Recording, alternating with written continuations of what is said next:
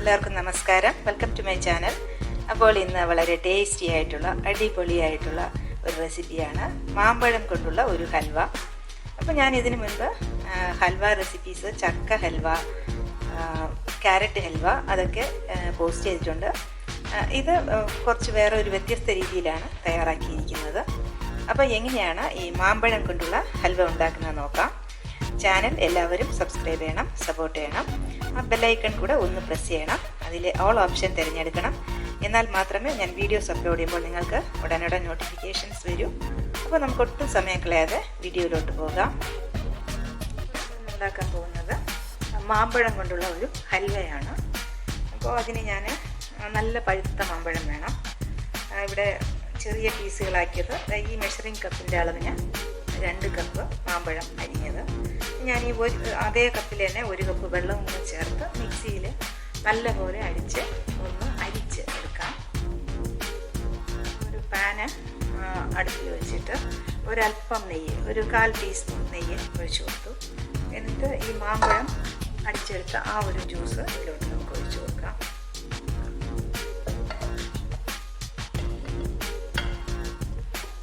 എന്നിട്ട് ഇനി നമുക്ക് പഞ്ചസാരയും കൂടെ ചേർത്ത് കൊടുക്കാം.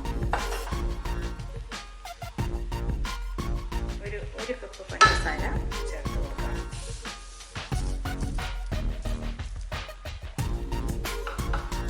ഈ മാമ്പഴം അടിച്ചെടുത്ത ആ പാത്രത്തിൽ തന്നെ ഒരു 1/2 കപ്പ് കോൺഫ്ലവർ ഇട്ട് കൊടുക്കാം.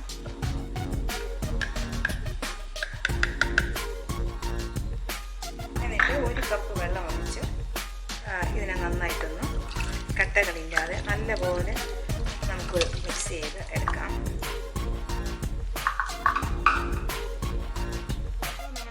മാമ്പഴം പഞ്ചസാരയുമായിട്ടുള്ളത് ഒന്ന് ചെറുതായിട്ടൊന്ന് ചൂടായി. ഇനി നമ്മൾ തീയെല്ലാം ഓഫ് ചെയ്തതിന് ശേഷം ഈ കോൺഫ്ലോർ വെള്ളത്തിൽ മിക്സ് ചെയ്തത് ഇതിലോട്ട് ഒഴിച്ചു കൊടുക്കാം.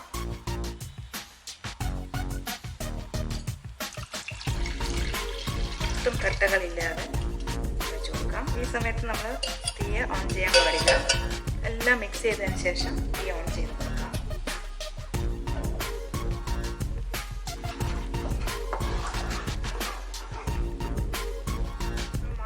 ഒന്ന് വെന്ത് വരാൻ തുടങ്ങിയിട്ടുണ്ട്. ഇപ്പം നമുക്ക് നെയ്യ് ചേർത്ത് കൊടുക്കാം. ഒരു 1/4 കപ്പ് നെയ്യ് ടോട്ടൽ എടുത്തിട്ടുണ്ട്. അത് കുറച്ചായിട്ട് നമുക്കിത് അപ്പോഴപ്പോഴായിട്ടിത് ചേർത്ത് കൊടുക്കണം.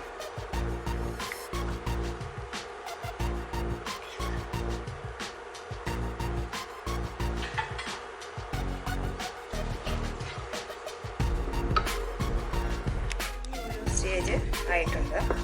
ഇപ്പോൾ നമുക്ക് കാഷ്യൂസൊക്കെ വേണമെങ്കിൽ ചേർത്ത് കൊടുക്കാം. നിങ്ങൾക്ക് ഇഷ്ടമുള്ള നട്ട്സൊക്കെ ഇട്ട് കൊടുക്കാം.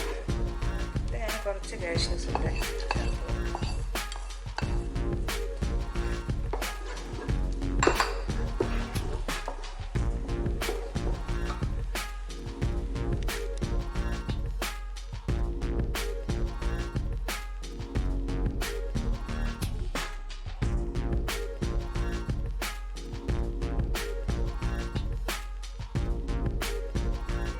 നിന്നും വിട്ട് വരുന്ന ആ ഒരു സ്റ്റേജ് ആകുമ്പോൾ നമുക്ക് ഒരു നെയ്യ് പുരട്ടിയ പാത്രത്തിലോട്ടോ ഇത് സെറ്റ് ചെയ്യാനായി വയ്ക്കാം.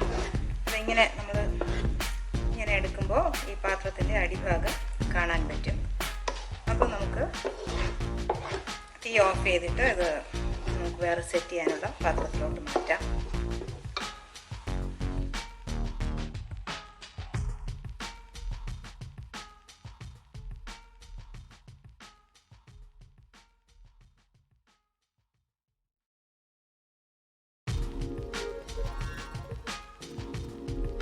ചെയ്യാനായി ഒരു നെയ്യ് തടവിയ പാത്രത്തിലോട്ട് മാറ്റി.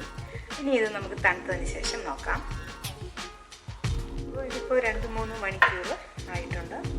നമുക്കിതിന് വേറൊരു പാത്രത്തിലോട്ട് മാറ്റാം. നമ്മുടെ ഹൽവ ഞാൻ വെറുതെ ഒന്ന് കമഴ്ത്തിയപ്പോൾ തന്നെ വിട്ട് വന്നിട്ടുണ്ട്. ഇനി ഇതിനെ നമുക്ക് ഇഷ്ടമുള്ള ഷേപ്പിൽ മുറിച്ചെടുക്കാം.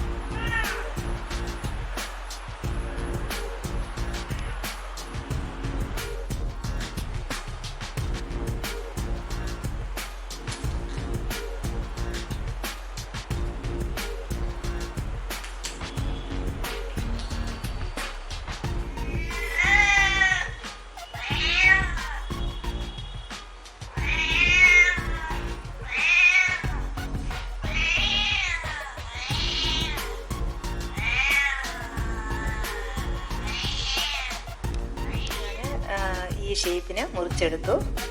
അടിപൊളിയായിട്ടുള്ള സോഫ്റ്റായിട്ടുള്ള ഹൽവയാണ്. അപ്പോൾ എല്ലാവരും ട്രൈ ചെയ്യണം.